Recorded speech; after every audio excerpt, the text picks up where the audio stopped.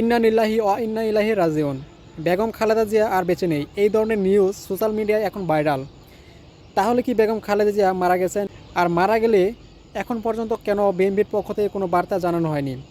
বন্ধুরা, কিছুদিন আগে আমি ফেসবুকে একটা পোস্ট দেখেছিলাম।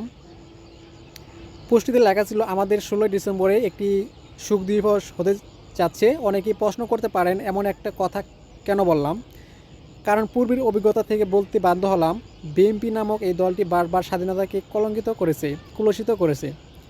কিন্তু আমাদের 26শে মার্চ এবং 16ই ডিসেম্বর এই দুটি দিবস কিন্তু তারা পরিবর্তন করতে পারে নাই। তবে এবার 16ই ডিসেম্বর হয়তো পরিবর্তন করার জন্য বেগম খালেদা জিয়ার মৃত্যুটাকে ইচ্ছাকৃতভাবে বিলম্ব করেছে। উনি নভেম্বর 28 তারিখে মৃত্যুবরণ করেছেন। ইন্না লিল্লাহি ওয়া ইন্না ইলাইহি রাজিউন।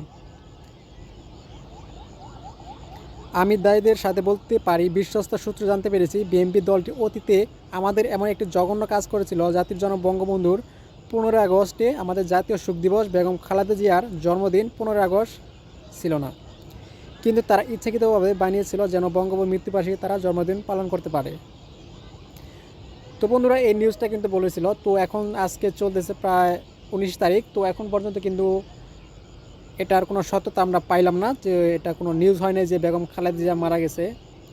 তো বন্ধুরা, আপনারা কি জানেন কি জানেন না সেটা অবশ্যই আপনারা কমেন্টে জানাবেন, যে বেগম খালেদা জিয়া সত্যি কি মারা গেছে নাকি মারা যায়নি।